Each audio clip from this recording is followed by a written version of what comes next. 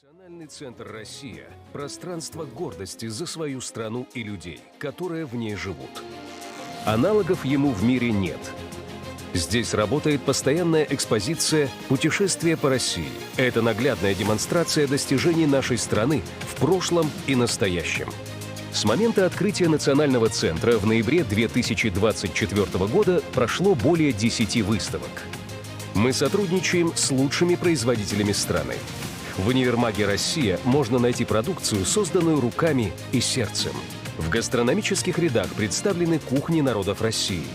Через вкус можно многое узнать о стране, ее традициях и культуре. Национальный центр – это сотни культурных, образовательных, деловых и международных событий, важных для всего мира. Мы соединяем сердца на первом, единственном в мире свадебном фестивале. Это бережное сохранение традиционных семейных ценностей. Мы бережно храним память о подвигах героев и объединяем людей со всех уголков России, создавая живую связь прошлого, настоящего и будущего. Особое внимание уделяем молодежи и развитию их профессиональных навыков. В школах юного экскурсовода и журналиста мы признаемся в любви к родине. В 2029 году откроется новое здание Национального центра в Москве.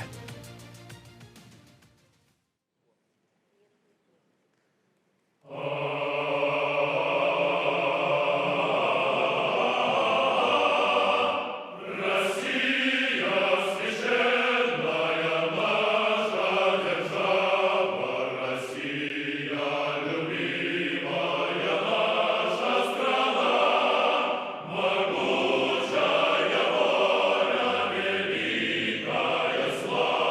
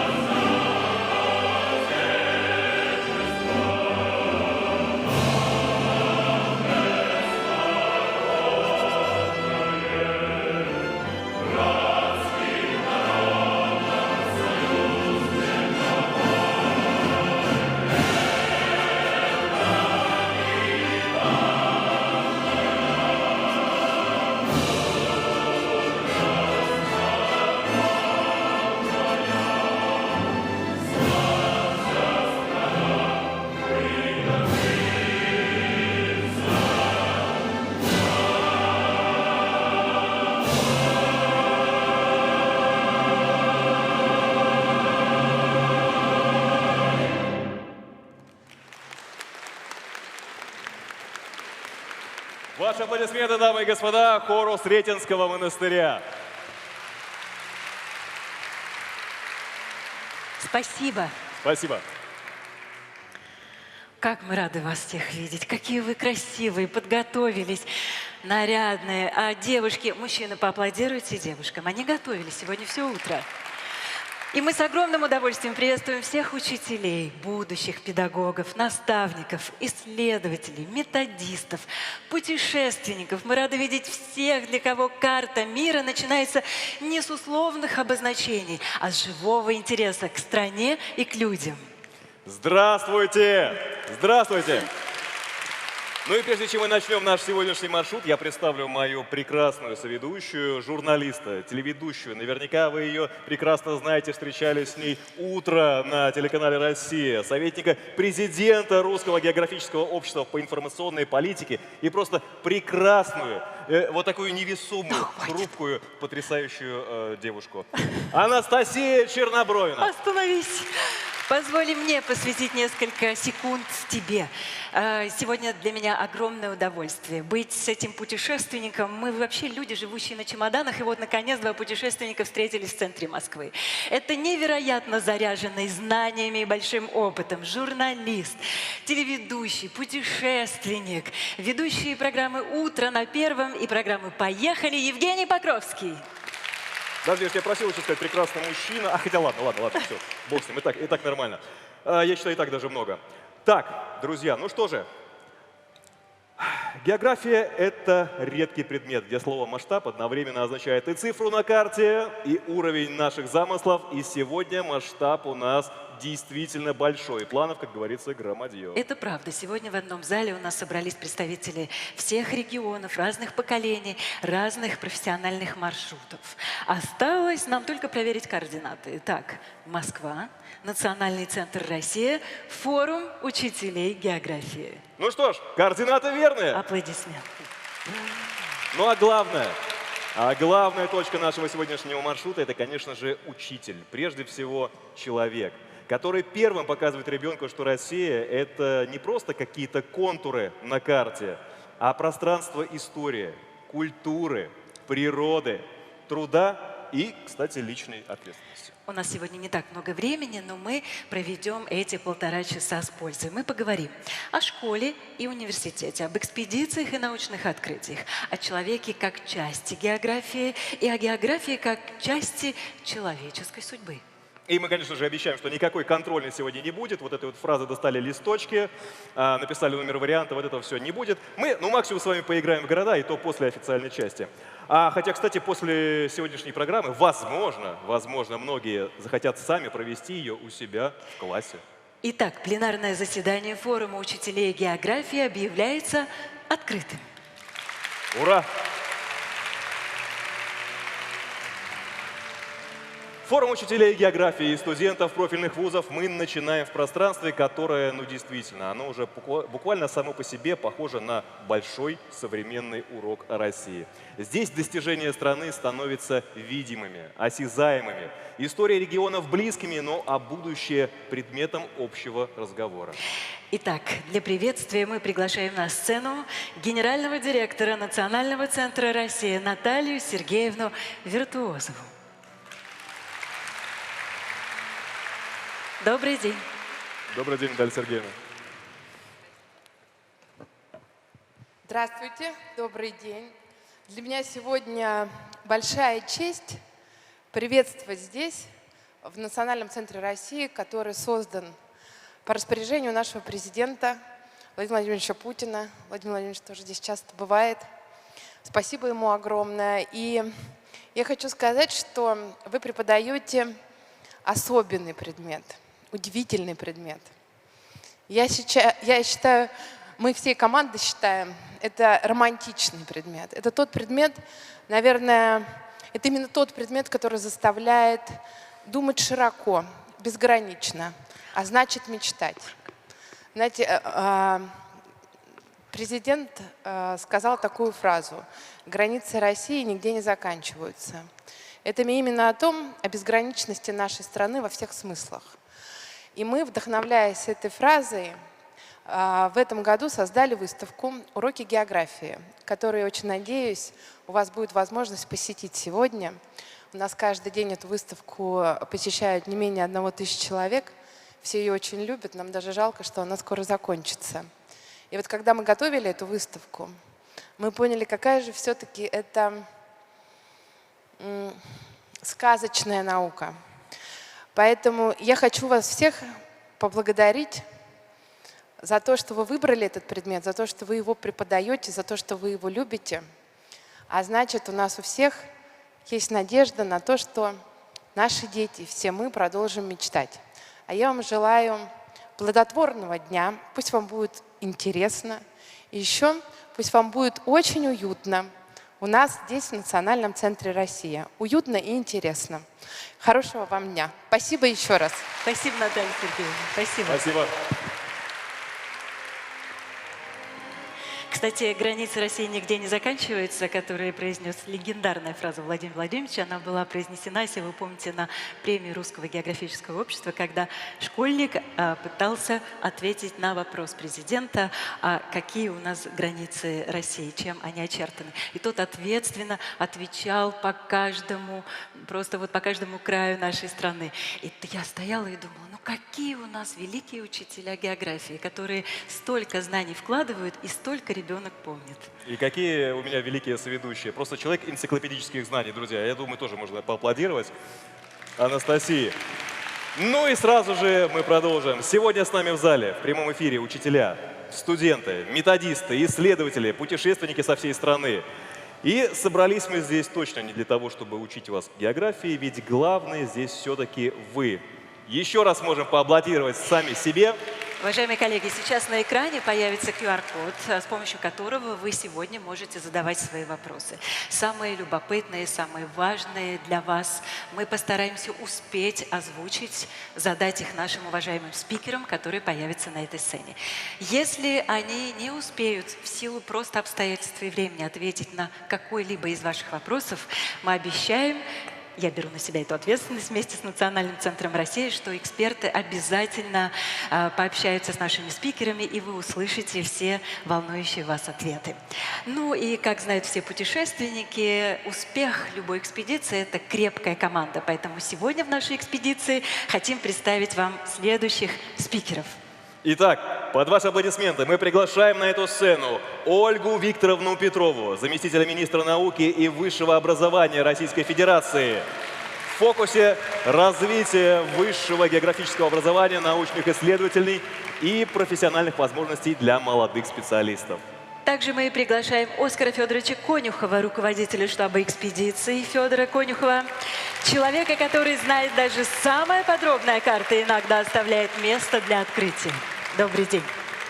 Приглашаем Станислава Владимировича Дробышевского, кандидата биологических наук, антрополога, основателя движения проекта Дробышевского. Вы слышите аплодисменты? Он Здесь подскажет. ваши фанаты. Он подскажет, как посмотреть на географию через историю самого человека, понять, как климат, рельеф и природная среда влияли на его происхождение, расселение и развитие. Также мы приглашаем на сцену Михаила Ваганова, учителя географии высшей категории президентского лицея «Сириус», победителя конкурсов «Знаний лектор» и флагмана образования, человека, для которого ученики не только слушатели, но и соавторы. А также нашего коллегу, как приятно это говорить, Валдиса Пельша, телеведущего, актера, музыканта, путешественника, режиссера и продюсера документальных фильмов, члена Русского географического общества с крепким таким рукопожатием и почетного профессора МГУ имени Ломоносова. Мы очень рады вас видеть. Пожалуйста, присаживайтесь.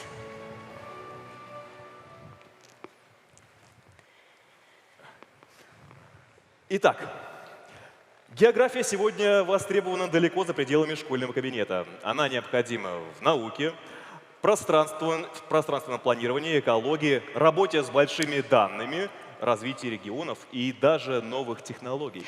Давайте мы начнем разговор пока на тему высшего образования.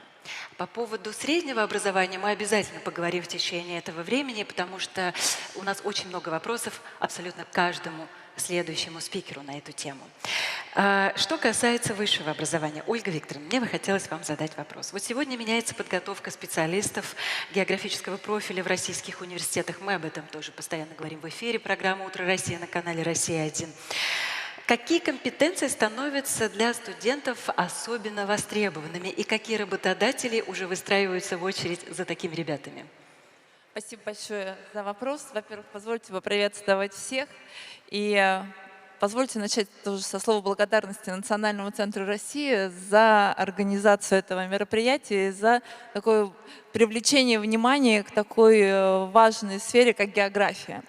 Мы, безусловно, и в системе высшего образования вместе с коллегами из Министерства просвещения выстраиваем программу подготовки будущих учителей географии. Но я хотела бы еще обратить внимание на то, что география — это большая-большая наука, которая имеет очень мощную исследовательскую базу. Здесь, безусловно, без этого не может быть выстроено и, собственно, и преподавание географии в школе. Поэтому большие факультеты, основополагающие факультеты, и Московский государственный университет, где создается и по-прежнему развивается такая научная составляющая географии, конечно, создают и такой базис для всех исследований в этой сфере. Если говорить в целом про студентов, которые выбирают для себя это направление, это, конечно, не просто вот только география, это и картография, геодезия и много других наук, которые смежных отраслей связаны с таким понятием, да, то, мне кажется, у всех студентов такое есть качество, такая любознательность и постоянное желание узнать больше.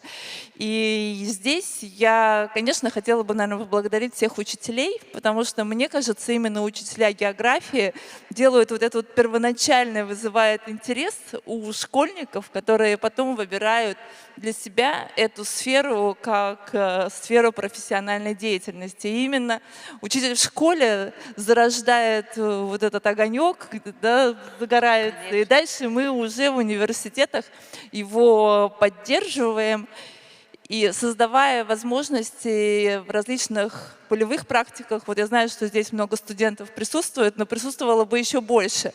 Но многие уже поехали как-то в поля изучать географию уже не в теории, а в практике, такую исследовательскую часть. Конечно, мы, говоря вот тоже про сферу географии, не ограничиваемся только вот нашей образовательной программой и теми студентами, которые имеют это как профессию. В последнее время у нас очень активно развивается сфера такого студенческого туризма. И здесь есть программы, такие как студтуризм, например, научно-популярный туризм. Мы создаем описание научных троп, и это тоже, конечно, все связано с географией и со всем, что создает такой еще больший интерес и вовлеченность в эту уникальную сферу. Ну и с развитием туризма, наверное, да, в первую очередь, если изучение троп, значит, с этим связаны все нюансы. Из области географии. Да, с развитием туризма это, конечно, знаете, как какая-то еще большая гордость и за свою малую родину, больше знакомства с тем, что, кажется, вроде много раз проходил мимо, а потом, когда узнаешь детали, то еще больше удивляешься. То есть, конечно, это такая фундаментальная основа для патриотизма, для гордости, восхищения и, наверное, еще большего вовлечения в такую исследовательскую составляющую. Много ребят в рамках программы нашего университетского технологического предпринимательства тоже создают различные продукты, которые помогают и географам в исследованиях, и тоже смежным отраслям, которые уже интегрируют такое технологическое развитие в исследовательскую составляющую. Поэтому, мне кажется, география — это такая отрасль, и это тоже подтверждают и говорят наши студенты, которая, во-первых, безгранична, и ты можешь никогда не останавливаешься. Это, знаете, как любая наука, это океан знаний, в который ты попадаешь, и понимаешь, что его границ нет. нету, и как только ты доходишь до какого-то момента и понимаешь, все, я что знаю все, ты в этот же момент понимаешь, что перед тобой встает огромное пространство для чего-то нового. И в этом и сила, в этом и прелесть. И, конечно, хотелось бы, чтобы всегда был интерес у наших прекрасных ребят, и вот эта активная такая социально ответственная гражданская позиция, которая позволяет нам созидать, создавать и понимать, что наша страна, великая Россия, безграничная, могучая, многообразная. И в этом, конечно, тоже сила знания и сила всех нас, которые, объединяясь, помогают дальше развивать и усиливать все наши суверенитеты. Безусловно, Ольга Викторовна. У нас поступают вопросы. Да, у нас уже пошли, прям буквально посыпались первые вопросы из зала, Давай. и кому как не вам на них отвечать, потому что вы, ну так скажем, посвятили себя работе со студентами, с высшими учебными заведениями, вы посвящаете себя развитию науки, и вы вообще более 20 лет, вот всю систему образования, вы ее буквально снизу доверху прочувствовали. Поэтому кто, как не вы, должен ответить вот на этот вопрос. Какие профессиональные направления сегодня открыты для выпускников географических факультетов и как университеты могут помочь студентам увидеть эти карьерные возможности еще во время обучения? Спасибо. Но, безусловно, школа и университеты открыты всегда, и можно уже во время практики и стажировок, и я уверена, что все школы ждут студентов на вот именно во время практики уже получать тот опыт, который еще больше вовлечет в профессию. Затем Российское географическое общество – это тоже наши коллеги, и во многих университетах есть соглашение и о прохождении практики, и о совместных исследованиях, потому что мы понимаем, что это, безусловно, тоже основа и фундамент. Различные Института Академии наук, но и на самом деле все сферы, которые картографии, сейчас и беспилотные, да, летательные аппараты, все, что с этим связано, это тоже те знания, которые явно нужны и пригодятся ребятам для работы в этой сфере. Спасибо, спасибо. Вот еще один вопрос. Он чуть-чуть похож, но все же чуть иначе звучит. Какую роль географическая наука и специалисты-географы могут сыграть в пространственном развитии страны и обеспечении ее технологического лидерства? Ну, непосредственно, собственно, когда вот я говорила про примеры, где мы технологически... А я как раз хотела уточнить, что конкретно вот сейчас предлагает в этом плане наша знаете, наука. даже исследование и получение быстрой информации с точки зрения вот, пространственных данных, картографии, которые тоже постоянно мы обновляем в соответствии с какими-то теми или иными ландшафтными изменениями. И даже когда встает вопрос о строительстве каких-то объектов, то, безусловно, сначала идет вот именно такое исследование с точки зрения картографической пространственных данных, и потом уже встраивание и с учетом ландшафта, и с учетом особенностей местности, и с учетом дизайна, и это все про это. Искусственный интеллект уже без него Искусственный тоже интеллект, никуда. безусловно, как тот инструмент, который используется, но в любом случае и в искусственном интеллекте должен быть человек, который напишет тот промпт, правильно напишет, чтобы получить тот результат, который поможет уже более эффективно провести анализ и выстроить то или иную, решить ту или иную задачу, которая стоит перед студентами, перед сферой, перед индустрией. Спасибо. И чем раньше студенты узнают перспективы, тем быстрее они решат связать свою жизнь все-таки с географией.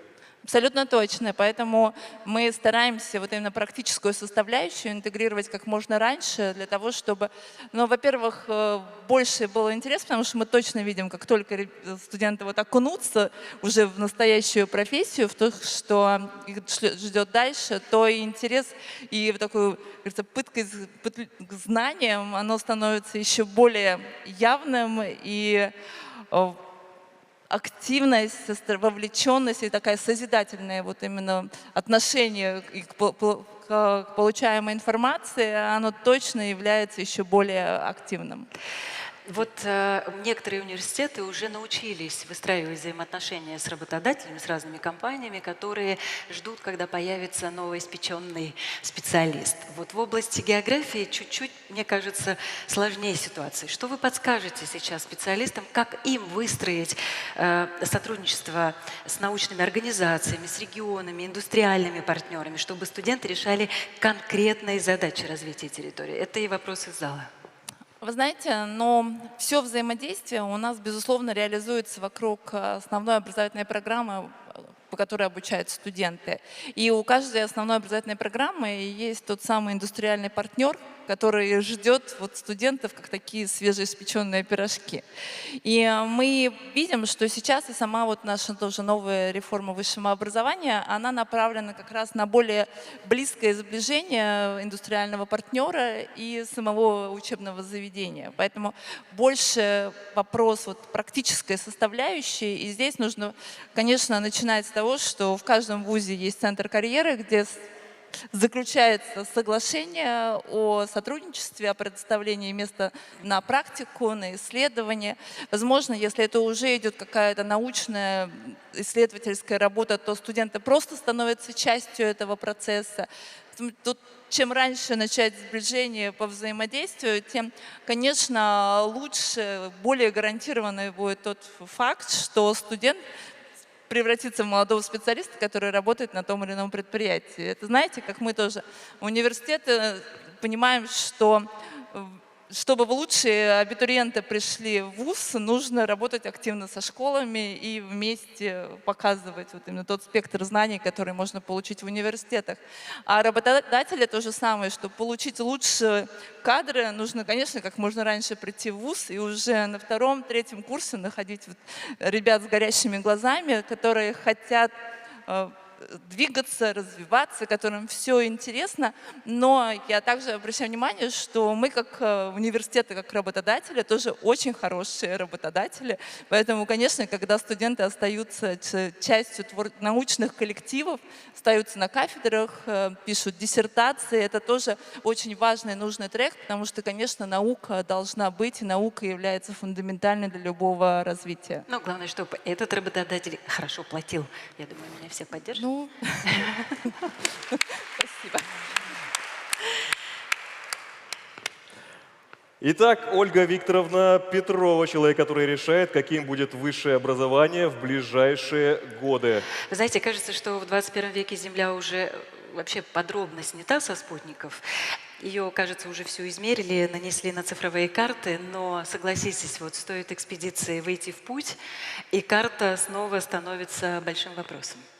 Вот, потому что между точками маршрута всегда остается самое интересное. Это погода, риск, человеческое решение, открытие, которое нельзя заранее скачать в телефон, согласитесь. И вот сейчас хочется задать вопрос Оскару Федоровичу.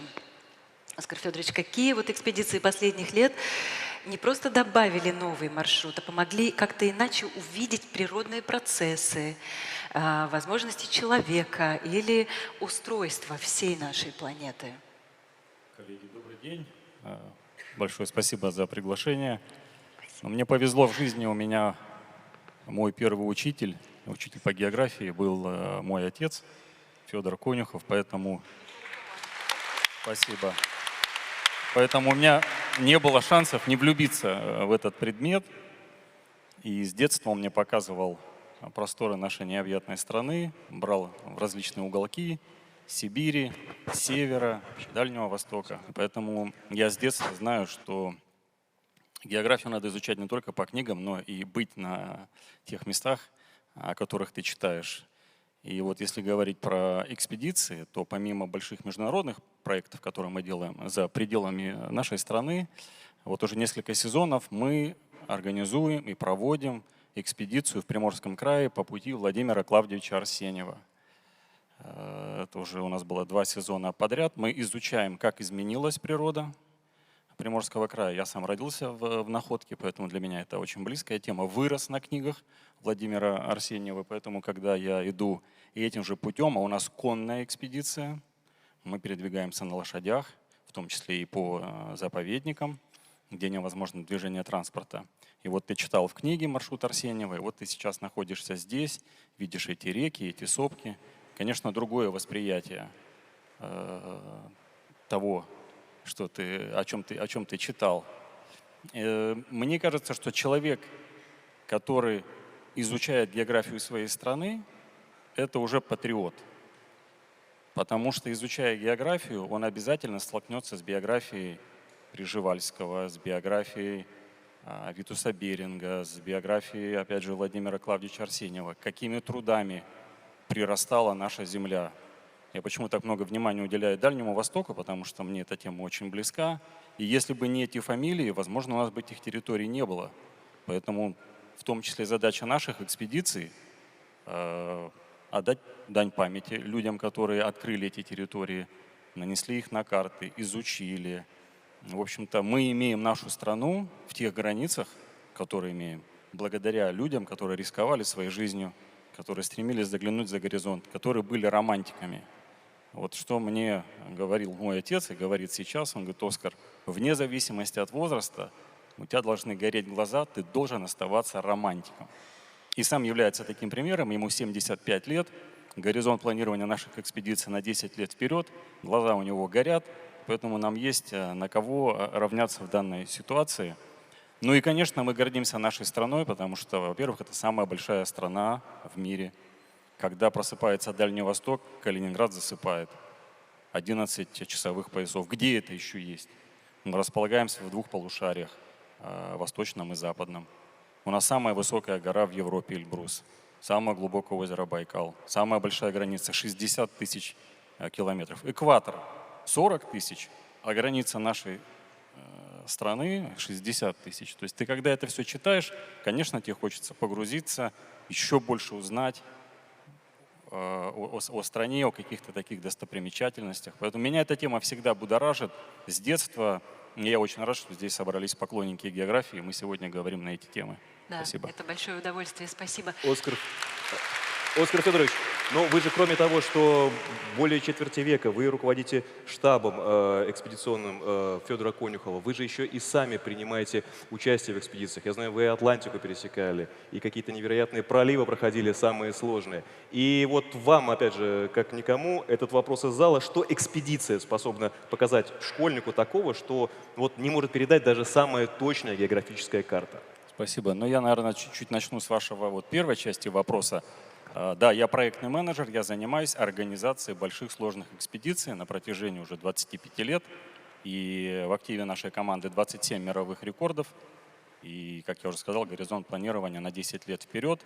Но будучи экономистом по образованию, я считаю себя географом по духу, потому что когда ты планируешь экспедицию, ты обязан изучить маршрут. Если старт на весельной лодке от мыса Горн в Южном океане, ты должен изучить, что такое Южный океан, на какой широте находится мыс Горн, какие там широты, ревущие 40-е, неистовые 50-е, какие у тебя будут препятствия на маршруте, какие острова, как ты их будешь огибать. Помимо того, что ты готовишь проект, ты в идеале бы пройти этот маршрут. Пусть не на весельной лодке, это, конечно, задача для одного человека из миллиарда, но на яхте это можно сделать, и я этим как раз занимаюсь. То есть ты должен очень четко и хорошо разбираться в предмете, потому что риск в таких экспедициях очень высок, это цена жизни человека. Поэтому, когда мы готовим экспедицию, мы становимся географами на время и внимательно изучаем ту среду, в которую мы погружаемся. Спасибо. Спасибо, Оскар Федорович. Ваши аплодисменты, дамы и господа. Вот, вы знаете, очень важные слова. Оскар Федорович сказал о том, что вообще только сейчас многие педагоги понимают, насколько важна наука, география практически в каждом направлении, в каждой дисциплине, вплоть до математики и русского языка.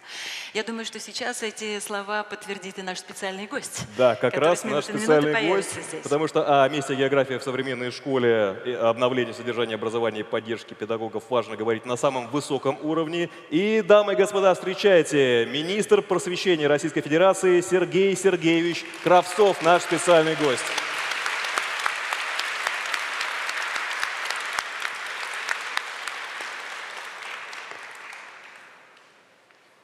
Добрый день. Уважаемые коллеги, добрый день. Я рад приветствовать учителей географии. Давно мы не собирались, да?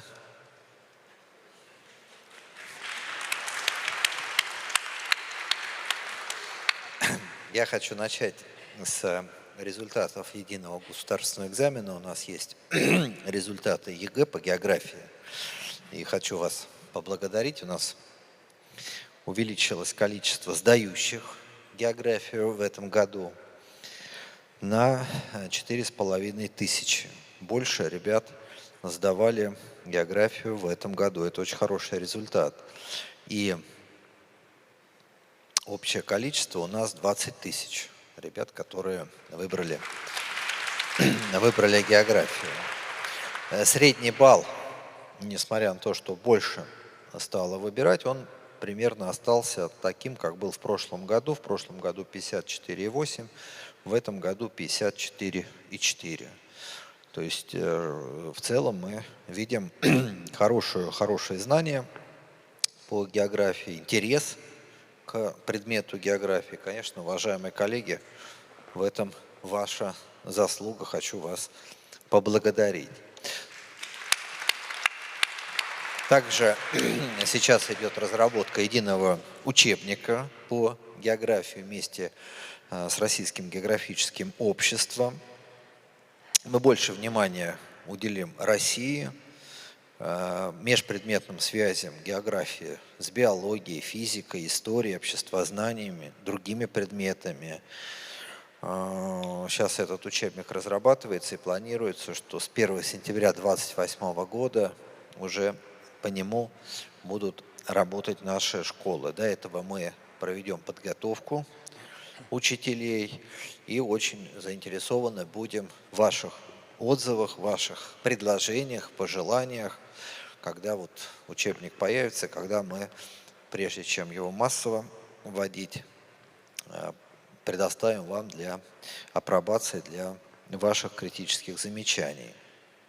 Также вы знаете, что у нас утверждена единая программа преподавания географии в нашей стране. Мы сейчас разрабатываем и новые атласы, и контурные карты.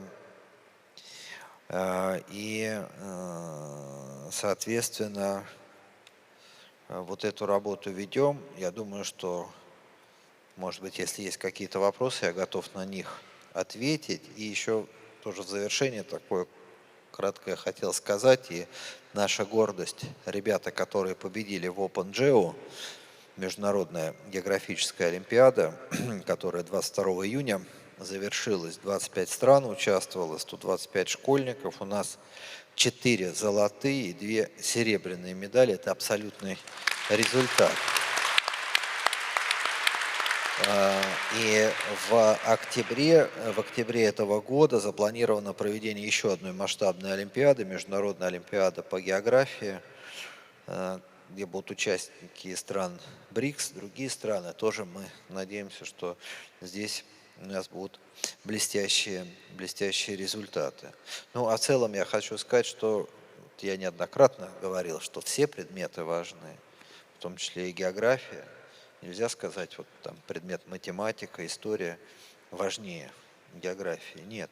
Каждый предмет важен. Музыка, изобразительное искусство, физкультура, математика, история. Мы даем широкий кругозор, базу школьникам. Ну и, конечно, важнейший предмет – география. Поэтому, коллеги, хотел бы вас здесь поблагодарить, пожелать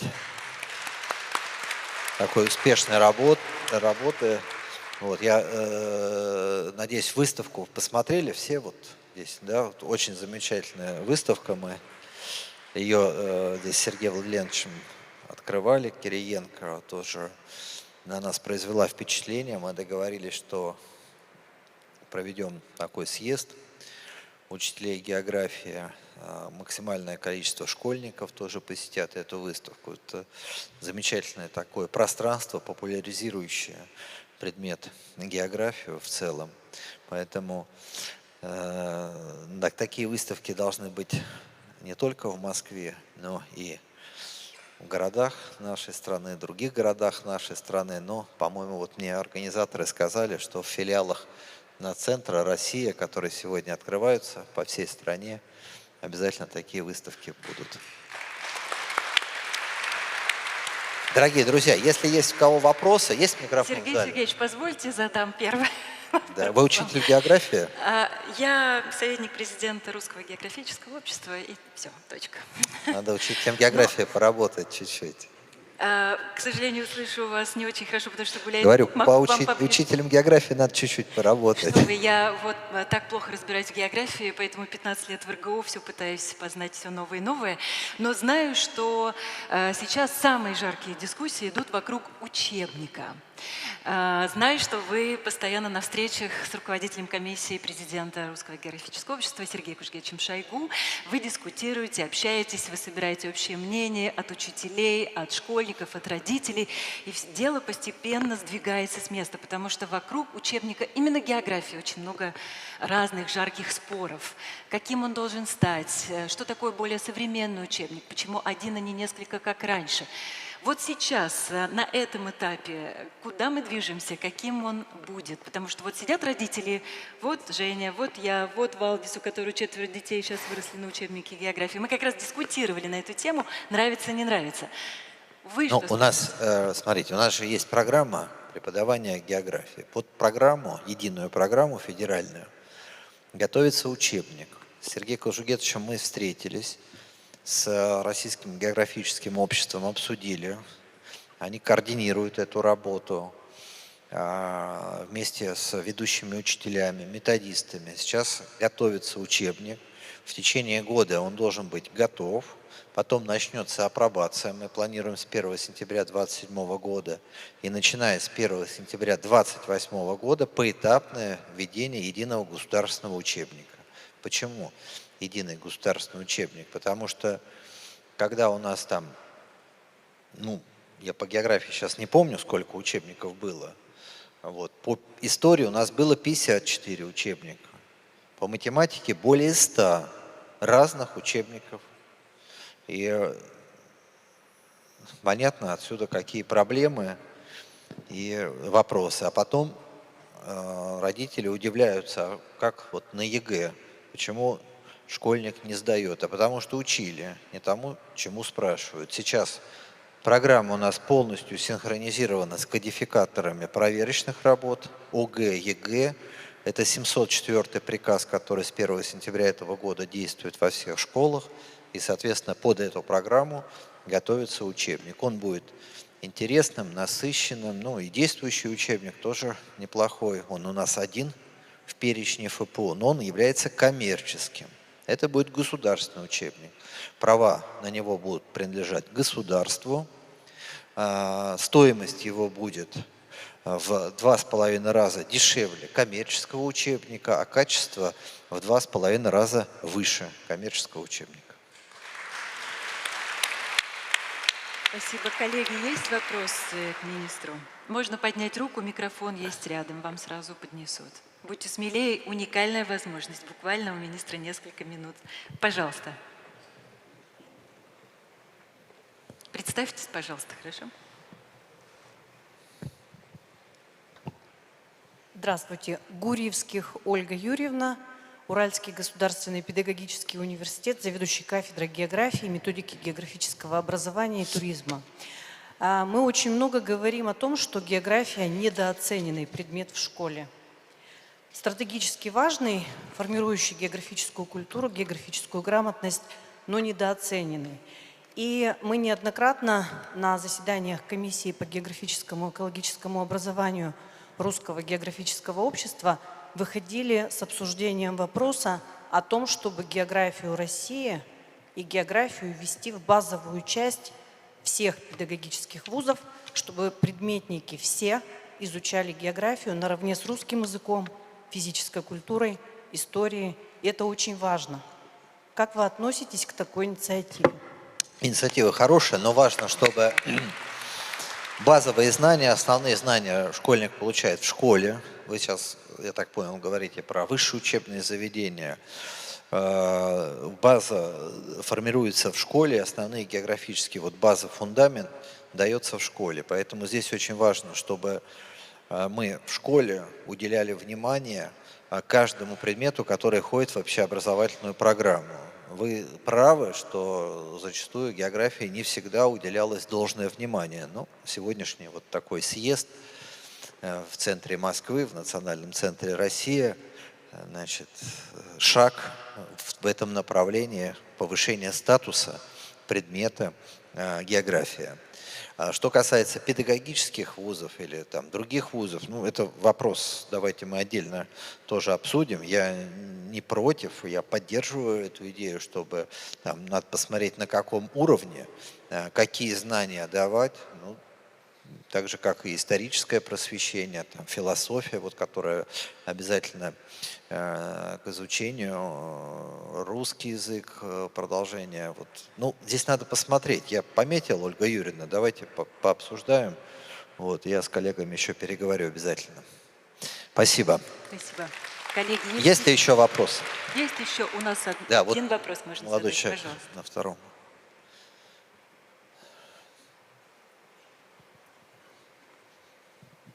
Здравствуйте, Воеводин Павел, аспирант МПГУ географического факультета и учитель географии.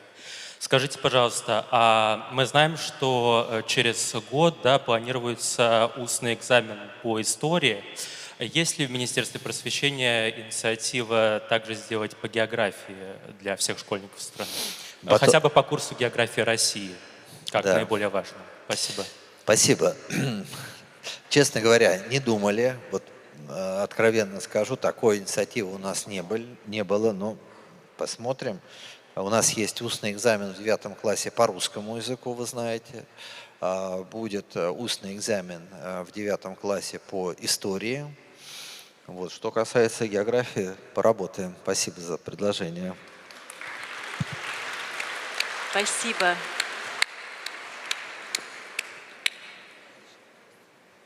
Да, пожалуйста. Да, вот.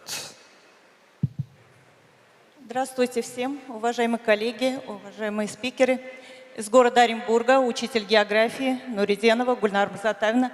От сообщества нашего географического хотелось бы передать большой, огромный всем привет. И хотелось бы 5-6 классов, особенно в 6 классе, не 1 час географии, а добавить... Это... Спасибо. Да, наболело. Да. Да. Спасибо Да, большое, да. коллеги, за поддержку, потому что именно в 5-6 классе зарождается интерес к географии. Да. Вот Не смотрите, хватает вопрос, практики. Да, я с вами согласен. Да. Я с вами согласен. Вопрос только за счет какого предмета? География, она у нас везде. Нет. Вы же предложили. Да. Вы давайте решение. Вот сейчас мы сейчас соберем учителей. Но мы... Сейчас, подождите, ну мы же ответственные люди. Мы сейчас соберем учителей физики и скажем, и скажем им, мы за счет физики уменьшим. Или как? Нет, вот какое у вас предложение? Да. В 6 классе нет физики, к сожалению. Нет, да. я говорю, допустим, в 7 или 8, в 6 классе история, или русский язык, или музыка. Вот за счет какого предмета? А? Физкультура, да? Вот Физкультуры? все кричат Вот я физкультура. слышу то, что слышу. Коллеги, давайте, значит, у нас есть внеучебная деятельность, внеурочная деятельность, 10 часов. Вопрос правильный, но неоднозначное решение. Надо здесь очень обдумать, чтобы вот тот баланс, который у нас сейчас есть, посмотреть. Мы же вот по истории, я вчера показывал, наверное, смотрели, учебники «Новое обществознание». У нас учитель истории и обществознания, в основном это один учитель. Мы сократили время, значит, у нас по обществознанию было 136 часов в 6-9 классах, а сейчас 34 часа. Но это время мы отдали на изучение истории России. Может быть, в истории России нам тоже предусмотреть какие-то элементы, вот то, что я сказал, сейчас учебник, он будет междисциплинарным, потому что география связана с другими предметами. дополнительные занятия. То есть давайте мы посмотрим, потому что одно дело предложить, и все, конечно, я тоже согласен, но надо понять, чтобы здесь и перегрузки не было, если дополнительный предмет давать. Вот, пожалуйста, сформулируйте предложение, мы посмотрим, как можно решить. Спасибо большое, мы Да. все понимаем, но это вот действительно от географического сообщества. Да, спасибо. Это предложение. Спасибо, Спасибо. большое. Спасибо. Спасибо, дамы и господа. Давайте мы еще один вопрос зададим Сергею Сергеевичу, только на этот раз уже попробуйте, если он действительно сложный и наболевший, предложить уже решение. Итак, еще один вопрос. И отпустим. Первый ряд, а второй. Добрый день, уважаемые коллеги. Козлова Галина Васильевна, доцент Курского государственного университета, кафедра географии. Традиционно в программе по географии был раздел «География своей местности». Мы понимаем с вами, насколько это сегодня важно, изучение малой Родины. Но сегодня федеральная рабочая программа, к сожалению, не содержит такой раздел. Мы понимаем, что краеведческий подход – это дело важное, но, к сожалению, эпизодическое упоминание своей малой Родины на уроке не формирует образ малой Родины, не формирует вот тех патриотических чувств к своему родному краю. И это, к сожалению, очень печально. Очень хотелось бы, чтобы вот как-то этот вопрос тоже был отрегулирован, потому что мы очень любим историю, но географию мы любим больше.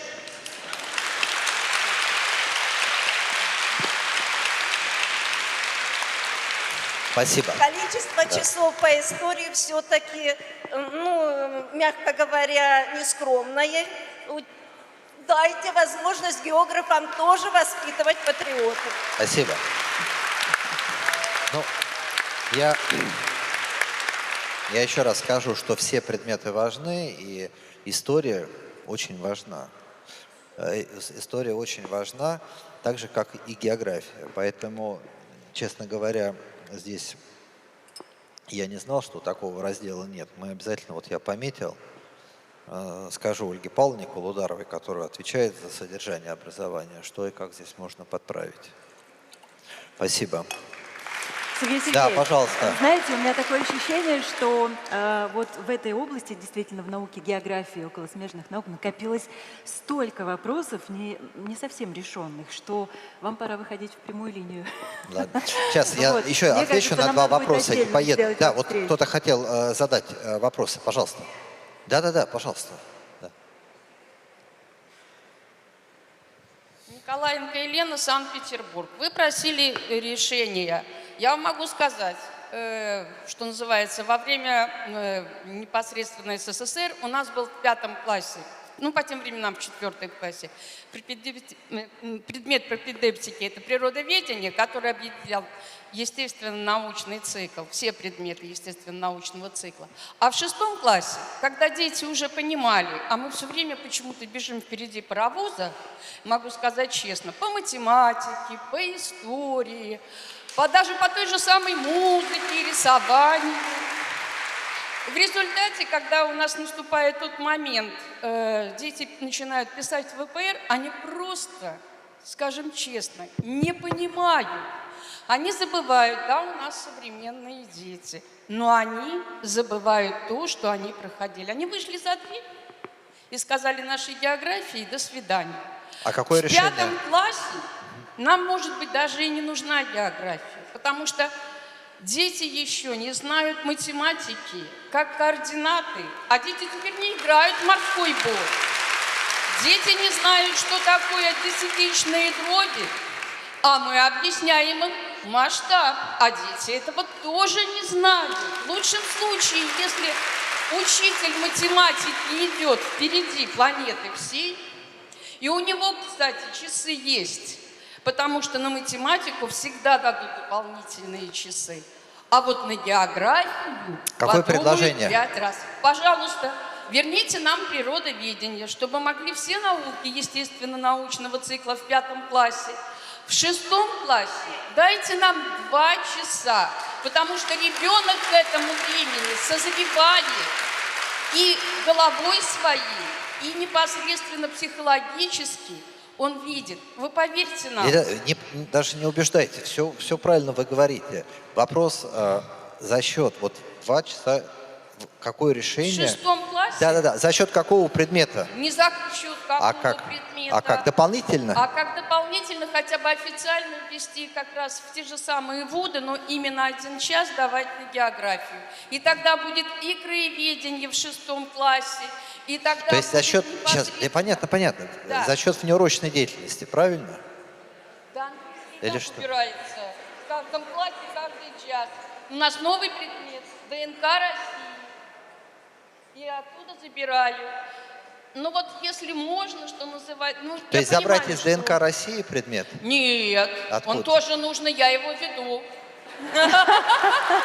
Хорошо, Но спасибо. опять-таки я веду с точки зрения как учителя географии. Я Это понял. очень хороший предмет, Хорошо. и у него большое будущее. Спасибо. Но вот в тот же момент нужно просто, может быть, действительно на ВУДы все-таки отдать час географии. Тогда мы действительно выучим понятно, и да. патриотов, и всех. Спасибо. Пожалуйста. Давайте, и завершающий вопрос. Вот мужчина, да, в первом ряду хотел. Да, пожалуйста. Здравствуйте. Кривер Александр Сергеевич, Санкт-Петербург. Мы сейчас говорим про базу, но у нас еще в 10-11 классах есть профильные классы. Одна из проблем, то, что у нас учебники профильные 30 параграфов, а там 102 часа. Программа не соответствует учебникам. Я надеюсь, что новые учебники будут рассчитаны на этих 102 часа. Да. Кроме второй вопрос, может быть, сказать, решение. У нас профильные классы – это 80% практических работ решения. Но они рассчитаны на статистический материал, которого нигде нет. То есть каждый учитель вынужден его выискивать сам. Я считаю, что должны быть хотя бы на первоначальное время какие-то электронные ресурсы, где этот учитель может найти эту информацию. Это статистический материал. Да, спасибо. Спасибо. По сути, должны быть какие-то сборники, пусть даже в электронном виде. Потому что когда в программе официально, федерально говорится, что мы используем интернет для выполнения практической работы, но при этом ссылок на материал нет, тоже очень странно. Спасибо. Давайте, и завершающий вопрос вот за вами. Да, женщина, да, пожалуйста.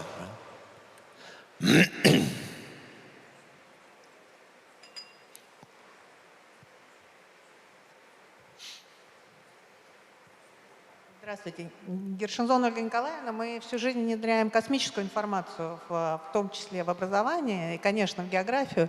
Очень бы хотелось, чтобы эта часть заняла свое достойное место. И в этом смысле ваш вопрос, за счет каких уроков? Вот, может быть, за счет комбинации IT и географических знаний, потому что сегодня география – это прежде всего информационные системы и больше относится к IT. Мы когда детям задаем вопрос, а как карта появилась, например, в Яндексе, они говорят, ну это же информационная система, это приложение. А сама карта откуда? Они говорят, мы не знаем. Вот мне кажется, надо за счет интеграции одного предмета другим, можно попробовать поднять и интерес к этому, Да. потому что это современная совершенно технология, начиная там Вы правы. от навигации и так далее. Спасибо, что Да. есть возможность высказаться. Да, вы правы. Спасибо. Вот, да, вот спасибо. Дорогие друзья, я еще раз хочу вам сказать огромные слова благодарности. Вот для меня вот даже тот диалог, который сейчас состоялся, очень важен, потому что важна обратная связь, потому что лучше вас никто не может сказать, какие решения нужно принять во благо наших детей, чтобы наши дети были образованными, воспитанными и хорошо знали географию. Сергей Сергеевич, давайте чаще встречаться. Друзья, спасибо огромное. Пообещайте. Значит, я попрошу организаторов, я не знаю, кто у нас главный здесь. Да, где организаторы? Можно, что вышли, показались? Значит, чтобы собрали, Они да, слышат. собрали предложения от учителей. Не просто так коллеги, приехали, посмотрели Москву, это очень важно. Замечательный национальный центр, но и высказали свои предложения, которые мы в министерстве обязательно рассмотрим. А те предложения и пожелания, которые вы сегодня сейчас сказали, я их пометил и со своими коллегами обязательно обсужу. Спасибо большое. Хорошей вам работы. Министр просвещения России Сергей Сергеевич Кравцов. Наш Спасибо. специальный гость. Спасибо. Спасибо. Да, жаркая спасибо. беседа. У меня вот два вопроса сразу родились. Можно Валдис? Позвольте, я к Валдису на «ты», потому что мы уже больше 20 лет знакомы, но не могу я даже ради приличия переходить на «вы». Валдис, у тебя... Более того, ты в Русском географическом обществе мой начальник. Ну, небольшой начальник, но формально да.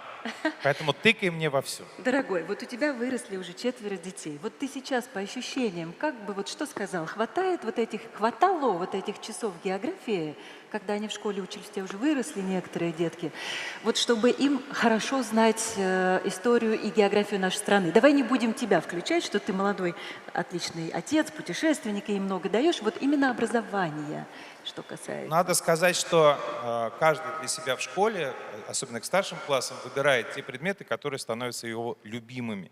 Мне в этом плане легко, у меня были география и история всегда. Кто-то географию не любит, это объективно. Кто-то тяготеет к математике, для него математика — это некая музыка, мне, допустим, абсолютно непонятная. Мне кажется, что в развитии... Я абсолютно не претендую на некую теоретизацию знания по географии как науки, преподаваемой в школе, но мне кажется, есть у государства очень правильные и многообещающие рычаги, как, допустим, программа, которую курирует Юрий Петрович Трутнев «Дальний Восток. Земля приключений», которая начиналась практически на общественных началах.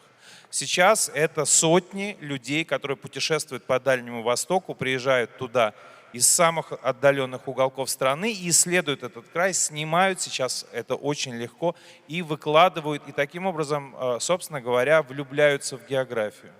Более того, мне кажется, что вот тема малой родины, краеведения, она тоже может очень хорошо стимулировать. Просто нужно педагогам придумать некое задание для детей, к нему подготовиться и отправиться на несколько десятков километров от дома. Но это будет экспедиция. Возьмите с собой временной буравчик, да, и вы узнаете, сколько лет лесу, который окружает ваш дом. Таких заданий, которые, в общем-то, являются абсолютно наукообразными, можно придумать огромное количество, и у детей будет ощущение, что они не только изучают, но и вносят свой вклад в науку. Это может происходить совершенно случайно. Мы когда были в Антарктиде, и мы решили заглянуть на американскую станцию Плато, брошенную в 1969 году, она глубоко в континенте. Про это узнали немецкие ученые, и они нам по спутниковой связи прислали запрос. Дело в том, что на этой станции за 50 лет побывали всего лишь 2 проходящие группы. Это англичано-норвежская группа и немецкая. И они поставили вешки для того, чтобы изучать, как Антарктида заносит снегом те станции, которые оставлены. Вот они попросили нас сделать замеры этих вешек, насколько их занесло, потому что в ближайшие 15-20 лет на этой точке Антарктиды никто не побывает. Мы это, естественно, сделали, нам это ничего совершенно не стоило, но при этом мы расправили плечи, и мы все говорили, что мы внесли свой весомейший вклад в изучение Антарктиды. Мне кажется, что вот эта программа, которая создаст полное ощущение, что это правда, хотя это на самом деле правда, что эпоха великих географических открытий в нашей стране, она не закончится никогда. У нас огромная страна, у нас огромные возможности, у нас огромное количество интересных знаний, которые дети могут получать вместе с педагогами при определенной подготовке, не такой сложной. И, собственно говоря, кто-то из них влюбится в географию навсегда и пойдет с ней по жизни. Для кого-то это будет просто интересные моменты, интересный опыт, интересная информация, которую они получают, помимо учебников, помимо того, как педагоги им преподают географию. И мне кажется, это вот этой части, потому что наши дети, они периодически ездят в театры, в зоопарки, на какие-то выставки, но они не ходят в походы, то, чем занимались мы в советское время. Да, да. И я тебя подхвачу. Пользуясь вот как раз этим моментом, хочу сказать, что Русское географическое общество уже второй год проводит конкурс «Лучший наставник в походе». В этом конкурсе может принять участие не просто учитель географии, учитель абсолютно любой дисциплины, человек увлеченный, увлекающийся, умеющий организовывать походы, умеющий нести ответственность за детей. Знаю, что сейчас это непростой путь, потому что не так легко родители отпускают детей куда-либо дальше собственного двора. Поэтому мы, как общественная организация, хотим постараться сделать все возможное, чтобы подтолкнуть государство к тому, чтобы вернулась вот эта программа походов, школьных походов в нашей стране. Более того, я думаю, что Русское географическое общество никогда не откажет тем, кто присылает письмо и говорит, вот мы живем в таком-то регионе, да, предложите нам, что мы можем исследовать, что необходимо и Русскому географическому обществу, и нашей стране. Может быть, это будет маленький, совершенно вот такой крошечный вклад, но это будет важное, интересное дело, когда ребенок понимает, что он занимается важным делом, для него, у него глаза загораются. Но я знаю, что любой учитель скажет, вы не представляете, какая это ответственность сейчас организовать поход, вывести детей. Да. Мы раньше ездили, я училась в Ижевске, у нас был учитель математики в 6 классе. Благодаря ему я полюбила нашу страну и географию, предмет, потому что он водил нас на 7 братьев в Придурале. Мы ходили, ездили в поездах, спали в палатках, таскали по 35 километров эти рюкзаки, вот мелкие дети. Но он брал тогда за нас ответственность, и тогда организовать поход было гораздо проще. Не знаю, по разным причинам. Поэтому на самом деле мы же сдаем на шторы, да? Ну давайте сдавать на охрану, на обеспечение безопасности. Это не такие большие деньги. Да, но это очень сложный процесс. Учителя заняты, как Сергей Кужугевич говорит, по гланды. Поэтому у вас бесконечная отчетность, бесконечный вот этот вот контроль и сдача домашнего и проверка. Я знаю, какая нагрузка у учителей. Поэтому здесь вот такие общественные организации, такие как люди, как вы, и, конечно, государство, вот Сергей Сергеевич бы почаще на встречи вызывать, чтобы подтолкнуть к тому, чтобы эта программа у нас снова в стране заработала, согласитесь. Потому что, лучше выучить урок географии, чем за пределами класса, по-моему, невозможно. Чувствую, на планерках у вас не так много времени, да, чтобы поговорить со своими подчиненными. Ну давай мы Валдиса еще оставим. Оскар Федорович, можно я еще один вопрос Оскару Федоровичу? Извини, наболела. Оскар Федорович, вот как вы думаете, в учебнике, вот мы коснулись этой темы, министр сказал, пока еще так завуалированно. Как вы считаете, вот каким должен быть современный учебник по географии, чтобы ребенок его взял и не закрыл через 10 минут? Спасибо. Мы все сейчас свидетели вот этой очень бурной дискуссии с профессионалами своего дела и с министром. И мы понимаем, что география – это комплексный проект, и очень здесь важные слова были сказаны. География – это история, география – это математика, потому что когда я слышу самый северный остров в России, остров Рудольфа, на архипелаге земля Франца Иосифа, 82 градус северной широты. У меня сразу мысль, куда пойти посмотреть, а сколько всего градусов, оказывается, их 90, и 90 градусов находится на Северном полюсе, и так далее, и так далее. Поэтому география, она объединяет в себя практически все предметы, и мне кажется, что учебник, наверное, должен быть настолько интересен и с точки зрения иллюстративного материала, чтобы современному ребенку, который перегружен информацией, было интересно взять его в руки. Это непростая задача, это очень сложная задача. Но, тем не менее, мы все прекрасно понимаем, в каком перегруженном с точки зрения информации времени мы живем. Спасибо. И там обязательно, спасибо большое, должны быть лекции Станислава Владимировича Дробышевского. Да, я вот только хотел представить нашего спикера. Если вы слушали лекцию о древнем человеке больше 5 минут и не уснули, то наверняка с большой долей вероятности вы слушали именно его лекцию, потому что после его подкастов об антропологии дети, школьники, студенты начинают сами тянуться к знаниям и лезут или в учебники, или в интернет, чтобы почерпнуть новую информацию. Лично я вас просто обожаю. У меня дочь благодаря вам начинает еще больше тянуться к знаниям. Побольше бы таких людей, как вы. И это все Станиславу Владимировичу. Наверняка вы тоже его знаете и видели, хотя бы благодаря вашим детям. Итак, Станислав Владимирович, можно ли прочитать человека как живую географическую карту, какие климатические и географические условия стали ключевыми для происхождения, расселения и разнообразия человека? Да. Спасибо, следующий. Вот. Ну, на самом деле, как? География в своем роде это такая азбука. То есть как нельзя читать, условно, Достоевского, не знаю, алфавита, так практически нереально изучать тоже там историю, биологию, мою любимую антропологию без географии. Ну, вот я преподаю в МГУ, и одна из главных проблем для студентов для постижения той же самой антропологии или там археологии, неважно, это незнание географии. Когда уже там на каком-нибудь первом курсе магистратуры историки не отличают Австралию от Америки или там Африки, ну, потому что все на букву А, кроме Европы, да, и то Европа у них кончается почему-то где-то в Польше в основном. Но это прям реально проблема. Ну и тут все прекрасно понимают, да, в чем засада, и вот уже сегодня прозвучало, что в 5 классе школьникам еще как бы рано, в 6 у них уже этого нету, вот, а потом начинается курс той же самой истории, а географию они уже успели забыть, то, что там какими-то рудиментами они изучали, и это проблема реально. То есть, как я себе вижу, вот только что это прозвучало тоже про то, как сложно это в один учебник вместить, оно должно быть согласованное. Вот одна из, на мой взгляд, главных проблем школьного образования в целом, ну, из географии в частности, то, что у нас эти курсы, они каждый сам по себе существует. И какое-нибудь там, не знаю, татаро-монгольское нашествие само по себе, а география Евразии сама по себе. Ну, а скакали эти татаро-монголы по степи. Ну, и то же самое там с биологией, да. Почему у вас здесь живут белки, а здесь какие-нибудь там киты, а здесь пингвины? Ну, потому что география такая. Вот. Но география, опять же, как-то сама по себе, а тут само по себе. Вот. Как это объединить, я лично не очень знаю. Я не организатор, я все-таки лектор. Вот. Но должно быть на высшем уровне. То есть вот этот идеальный сферический вакуум учебник по географии должен в себя включать какие-то элементы из той же самой истории. Ну, почему вот так вот здесь государство, да, вот тут, не знаю, там морские государства, которые плавали там по всей планете, а здесь какие-нибудь континентальные, а эти суперизолированные, а эти там со всеми общались. Ну, а потому что здесь есть береговая линия изрезанная, а здесь леса, а здесь пустыня, а здесь горы.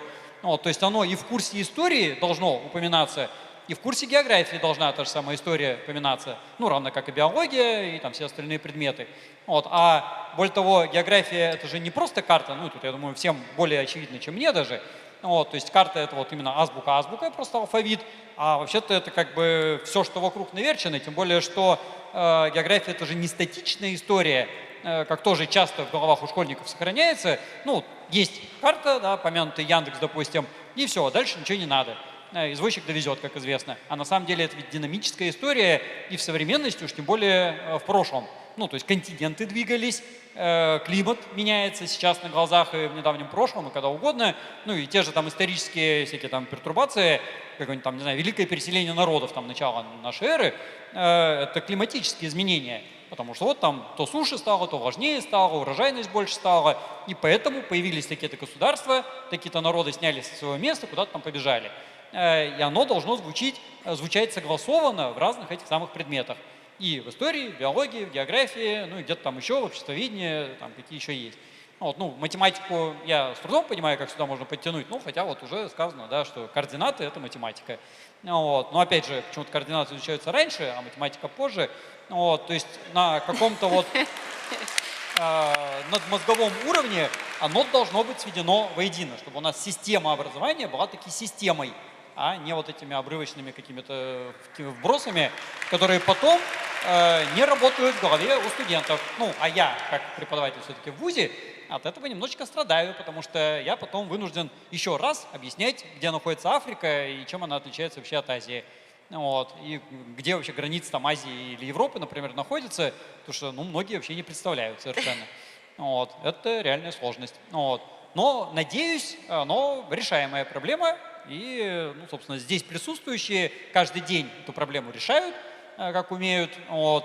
Ну, дополнительные часы, да, вот бурная реакция была, непонятно откуда возьмутся, честно говоря, я тоже не знаю, где взять еще часов, потому что, ну, инфляция знаний, она такая, что, ну, все в голову не запихаешь, только через интеграцию всех этих знаний вместе. Валдис как раз, да, да. Можно задать один вопрос? За согласованность. Пожалуйста. Один вопрос из зала, да, пожалуйста. Можно микрофон? Девочки. пропал микрофон. Я чувствую, и вместе девочка. с министром унесли микрофон. И девочек. Давайте я свой дам. Итак, давайте, хорошо. Раз у нас нет вопроса, давайте. Все, стоп. Есть, да? Да, наш вот. Ну, во-первых, Станислав Владимирович, почему вы сбрили бороду? Ну, такое случается. У меня вопрос к Станиславу. Я Чужагаев Андрей Басканович, представляю субъект Российской Федерации Чеченскую Республику. Отучился в Ростове, перебрался как раз к своим корням, но вопрос не в этом. Скажите, пожалуйста, а как нет межпредметной связи между другими предметами? Если взять распределение животного мира, биология это тоже рассказывается. Исторические моменты тоже в тесном взаимосвязи идет. Еще могу сказать, физические явления, климат. Вот, это и есть. Я, например, считаю, что есть. Так вот.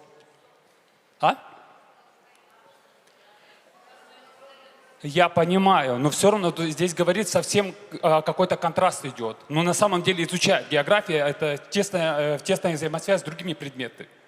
Я за это говорю. Я благодарю своего педагога Валентину Николаевну, которая дала мне непосредственно эти знания. Ну, вот так вот. Ну, в идеале так и должно быть. И слава богу, что вам эти знания были даны. Ну, видимо, поэтому вы и здесь, собственно. Оно не просто так произошло. Но я-то говорю о тех студентах, для кого это вот вообще ни разу не очевидно. Ну, как вот в вопросе каком-то в рекомендации прозвучало, природоведение раньше эту проблему как раз решало.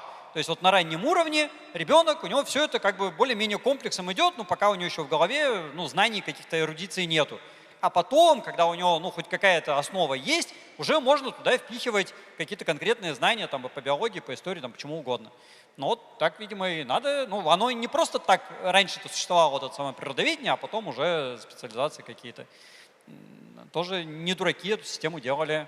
Так что вот хорошо бы оно и обратно, чтобы вернулось. Спасибо. Спасибо.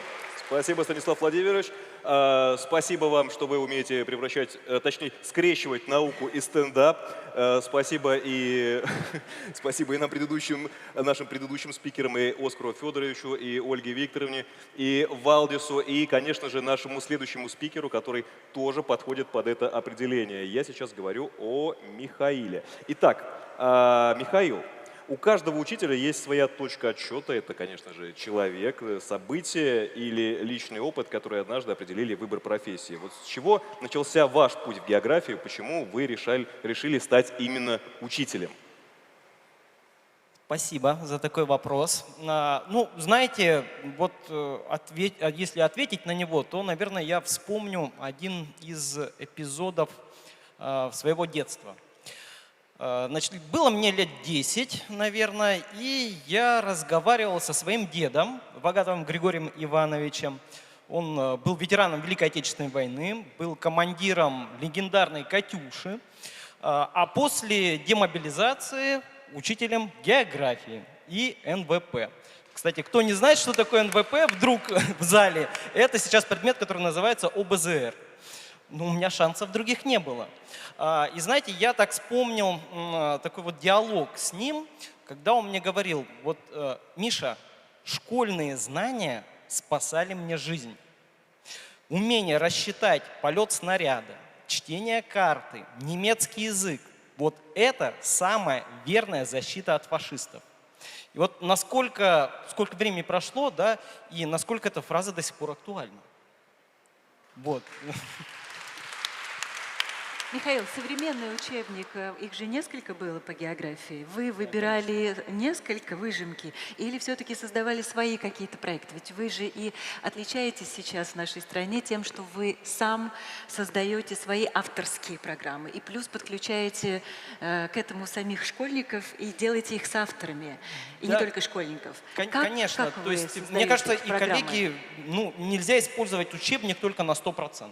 Вот вы согласитесь, да? То есть всегда ты делаешь, дорабатываешь, твои какие-то наработки идут, их на самом деле немало, мы рабочие листы делаем постоянно, да, то есть смотрим, как у друг друга. огромное количество на разных каналах мы подписаны. То есть вот смотришь, очень много знакомых лиц в зале, и вот мы обсуждаем, а ты на этого подписан, а на этого, да, а какие у него разработки. В любом случае, действительно, мы создаем какие-то уникальные продукты, каждый. Мне довольно-таки повезло, мы запустили очень интересный проект вместе со своими учениками. Этот проект «Географ», значит, в котором мы решили создавать образовательные видеоролики и посты. Причем это был проект совместный. То есть здесь какой был плюс очень важный в том, что школьники были не обычными потребителями контента, а именно созидателями, они создавали. И отсюда огромные образовательные бонусы, то есть это надо уметь сформировать свою мысль и выложить ее. Затем ее необходимо, так скажем, в команде вместе отработать, потому что это и камера, это и сценарий надо как-то сделать. И нести ответственность за то, что ты сделал, то есть потом комментарии-то какие пойдут. Вот. К сожалению, сейчас я вот именно в такой тесной связке с учениками работать не могу. У меня немножко другой профиль, то есть я стал педагогическим спринтером, работая в образовательном центре «Сириус». Вот. Но этот проект, он продолжает, то есть даже те ученики, которые уже выпустились, даже они выпустились, будучи студентами, уже профессионалы, пишут иногда, а вот эта тема очень интересна, вот про нее напишите еще. Михаил, многие, не только учителя, вообще многие люди в нашей стране настороженно пока относятся к искусственному интеллекту. Вот сколько мы не поднимаем эту тему в разных областях, пока есть определенная настороженность. У кого-то, может быть, от незнания, от того, что не успевают погрузиться в познание искусственного интеллекта. А эксперты, которые этим глубоко уже занимаются, говорят, ведь это в помощь и в образовании, и в экспедиции, и в науке, в сельском хозяйстве, да где угодно. Вы используете возможности искусственного интеллекта в своих спринтерских задачах, и можно ли искусственный интеллект все-таки в помощь внедрить в школьное образование и университетское, как думаете? Сейчас не использовать искусственный интеллект очень тяжело. На самом деле, иногда, у меня даже есть такие задания, спроси у Алисы. Ну вот прям совсем примитивные, допустим, надо дать определение, и, значит, ну, есть несколько уровней. То есть если это 5 класс, то вот ставим колоночку, значит, спроси у нее, как сформировать тот или иной термин, допустим, да, географический, а потом сравним его, как это дали в учебнике. Где посложнее, ребята постарше, я прошу их создать промпт, но сделай так, чтобы это было в научно-публицистическом стиле и чтобы это понял 5-классник. Там, допустим, сложные какие-то темы, там, допустим, удобный флаг, у нас есть тема в 10 классе, да, вот, а как ее рассказать 5-классникам? Но есть и, конечно, минусы, да, все творческие работы мои девальвировались, к сожалению, их прогоняют через искусственный интеллект, но и это заставляет меня, как профессионала, искать новые пути.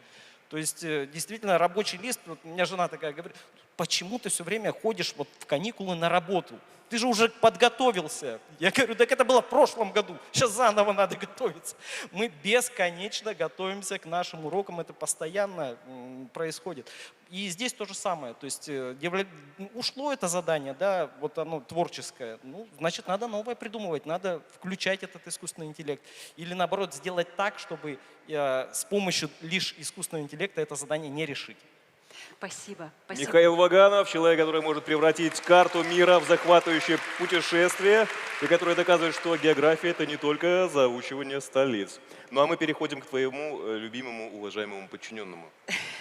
Да, с Валдисом можно говорить бесконечно, потому что это такой же географ в душе, страстный путешественник, и никогда бы не подумала, что человек, который так управлял нашими эмоциями в программе «Угадай мелодию», теперь угадывает открывает новые места в нашей стране и во всем мире, и доходчиво доносит эту информацию до каждого зрителя, до каждого поклонника его документальных фильмов и всех путешествий, которые он создает. Валдис, вот как бы попробовать твои знания, да тоже вот правильно уложить в учебники, потому что так как ты делишься опытом, ну, редко кто может, это особый талант, ты журналист. Вот мне кажется, в учебнике и этой части тоже, ну, скажем, доп. Образования не хватает. Не знаю, согласятся ли учителя, но кто еще лучше расскажет, как не сам путешественник, о том, что такое вообще наша страна? Например, как определить координаты того места, откуда ты прыгаешь с парашютом на воздушном шаре с точностью до метра? Вот самый, скажем так, спонтанный и неинформативный пример, потому что когда вы прыгаете с воздушного шара, вы не знаете точки приземления. То есть шар взлетает, куда его понесет, неизвестно. Нам нужно набрать высоту 2000-1700, и пилот шара, как правило, поскольку он летает в этом районе, говорит: ребят, ну вот где-то там вы будете садиться, значит, на желтое не садитесь, это рапс. На зеленое тоже, это кукуруза. Пытайтесь приземлиться на темненькое, если вам повезет, это будет не рожь, а просто какой-то небольшая лужайка, где вам удастся приземлиться. На самом деле, я знаю, что в некоторых школах показывают наши фильмы, потому что помимо географических экспедиций, мы делаем еще фильмы о истории нашей страны. Допустим, фильм «Люди, сделавшие Землю круглой», о полетах Чкалова, Громова и Ливаневского, 3 великих перелетах, один из которых закончился трагически. Я знаю, что во многих школах, ну, в свободное, внеучебное время эти фильмы рекомендуют, во всяком случае, к просмотрам педагоги. Надо сказать, что, во-первых, кстати, у Русского географического общества есть минус. Я сейчас о нем скажу. Да. Русское географическое общество все-таки в первую очередь концентрируется на путешествиях, которые совершаются внутри нашей страны. Но при этом забывает, что огромное количество великих открытий, великих экспедиций наши соотечественники совершали и совершают до сих пор. И в первую очередь у РГО интерес все-таки к территории Российской Федерации, потому что, хотя огромное спасибо за фильм «Ген высоты» или «Как пройти на Эверест», Русское географическое общество его поддержало, несмотря на то, что это было за пределами нашей страны. Если понадобятся рассказы Федора Конюхова, рассказы мои, рассказы тех документалистов и путешественников, которые сейчас работают, мы с огромным удовольствием присоединимся, но в данном случае мы, скажем так, можем часами рассказывать, но мы не знаем, насколько это должно быть, скажем так, узкосегментировано или в каких-то определенных рамках. То, что действительно интересно. Потому что здесь сегодня уже говорилось о том, что вообще любой учебник, он субъективен.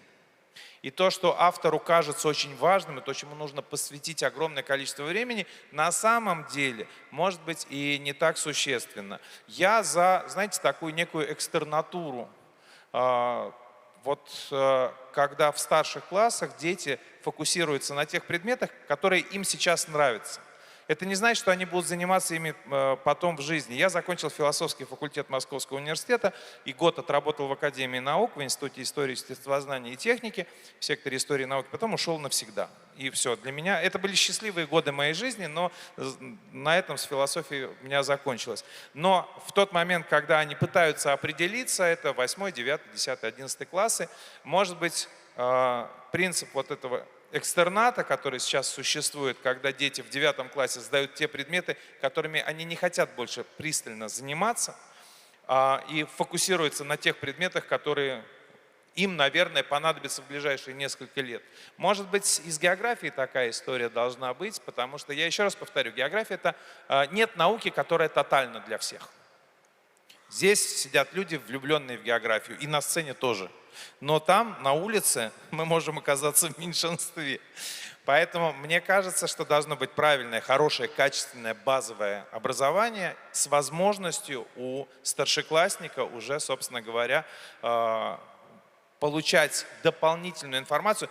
Точно так же, как придумав некий фильм о том или ином событии или о той иной экспедиции, мы уходим в архивы, в библиотеки, начинаем читать и получать знания, потому что ты не можешь рассказывать о каких-то событиях, если ты не понимаешь сути предмета. Собственно говоря, мы ради этого пересекли Антарктиду, 5519 километров в автономном режиме, без дозаправок. Такого не делал никто, именно для того, чтобы иметь возможность рассказывать зрителям о Скотте, о Амундсене, о Моусоне, о Шеклтоне, о великих первооткрывателях на уровне понимания, чего им это стоило. Вот, поэтому мне кажется, что тут правильный баланс между необходимым базовым знанием и дальше большим исследованием для влюбленных в этот предмет детей. Вот, собственно говоря, есть панацея. Спасибо, Но Валдис. поаплодируйте, если я прав. А еще, можно еще вопросик? Конечно, конечно. У нас еще есть вопросы от телезрителей. Вот, Валдис, вы как человек, который поднимался на Эверест. Я не поднимался на Эверест, потому что выше 6500 метров я не могу сказать текст. Поэтому у нас группа... Но как сказать текст в лагере ABC на Эвересте? Это 6400. Вы 3 минуты восстанавливаете дыхание, потому что там вы недополучаете уже 30% кислорода. Вот. После этого вы говорите свой красивый, но желательно компактный текст. И после этого 3 минуты пытаетесь отдышаться. В чем сложность пить в горах воду? Сделал 2 глотка, пропустил 2 вдоха и сбил себе дыхание. Поэтому съемочной группой мы, для тех, кто, может быть, не знает, мы сделали 2 экспедиции. Это Эверест, самая высокая гора, и К2, самая сложная гора на свете. В съемочной группе базовой выше 7000 метров запрещено подниматься. Дальше идут только высотные операторы. Но в Арктике-то вы точно были? Очень много. Я был и в Арктике, и в Антарктике. И в Антарктиде. И заметьте, вот Какой загар, смотрите. Позволь, вот эти розовые щечки, это еще с 19-го года загар из Антарктиды. Нет, с 19-го. С 19-го я сказала. Вот, здесь просто звук гуляет. И если хочется девушке иметь такой здоровый всегда румянец, всем в Антарктиде не хочется, тогда в России будем. Так в чем вопрос? Я просто перебил, я уже пока задавал. Спирались. А знаете, как сложно промолчать в этот момент? Вы спирались на вершину Эвереста, а ты просто... Ну, я хотел банальный про самую интересную экспедицию и как она была связана с географией. Но давайте мы, знаете, что предоставим все-таки Анастасии. Я очень хотела воспользоваться моментом, у нас заканчивается время. Мы с вами заговорили о проекте «Наставник. Лучший наставник в походе». Я бы вам хотела предложить в этом проекте принять участие. Мы постараемся сделать все возможное, чтобы это направление развивалось. Да, мы как общественная организация не можем повлиять на министров и на министерство и добавить дополнительные часы, как ни пытались мы это сделать. Может быть, мы начнем с малого и сделаем что-то очень важное и большое. Поэтому вы участвуйте, пожалуйста, в этом проекте, и мы докажем, что это важное направление для того, чтобы ребенок в школе изучал географию не только в стенах своего класса. Валдис, уважаемые наши спикеры, пообещайте, что вы будете теми же самыми нашими звездными наставниками для школьников и сходите с ними обязательно в поход. И вместе с нашими учителями и участниками нашего проекта мы докажем всей стране, что это Я только важно. хочу напомнить, что когда Федор Конюхов собирается в поход, его собака прячется в самый дальний угол. Чтобы он его не нашел. Но на самом деле это, конечно, такой шутливый девиз, но его приписывают Федору. А что дома сидеть? Пообещайте нам, пожалуйста. Спасибо. Ну что ж, мы будем завершать. А еще я бы хотел поблагодарить сегодняшних наших, весь наш зал, кто задавал вопросы. Простите, мы, конечно же, не успели их все зачитать сегодня. И наши уважаемые гости не успели на все ответить. Но мы будем надеяться, что в следующий раз мы обязательно выполним программу. Нас попросили еще раз напомнить о том, что на стене появится QR-код. Вы снова можете его поймать и задать вопросы министру просвещения Сергею Сергеевичу, как он и попросил. Ну, как попросил? Давайте главный Попросил. вопрос. Нет, да, главный вопрос надо задать, когда следующая встреча, а потом, чтобы, да? И когда решится хотя бы один из этих вопросов, мне кажется, это будет уже маленькая победа в большом деле. А теперь мы хотели бы попросить вас немного с нами размяться. Попробуйте ответить на наш вопрос, но при этом, пожалуйста, встаньте. Встаньте те, кто хоть раз думал уйти из профессии и остался. Есть? Кто хотел уйти? Вот. Но остались. Вот. Валдис. Встаньте те, кто еще только выбирает профессию, свой путь, но уже чувствует, что география может стать делом его жизни. Я не могу второй раз встать, я бы тоже встал. Вот, пожалуйста. Встаньте, пожалуйста, те, кто понимает, решения, которые принимаются сегодня, влияют на то, как дети будут видеть страну завтра. Вот. Вот это да! А теперь встаньте те, если еще, конечно же, не встали, кто верит, что география — это не просто предмет, а способ увидеть страну, мир и свое место в нем. Третий раз я бы встал. Дорогие коллеги, вы знаете, у меня на самом деле мурашки по коже от того, что вы такая сильная, сплоченная команда. И пусть караван идет, да, пусть собаки лают, пусть наш караван идет, и мы маленькими шагами сделаем большие дела. Только благодаря вам. Спасибо огромное, что вы есть. Пожалуйста, давайте держаться одной семьей.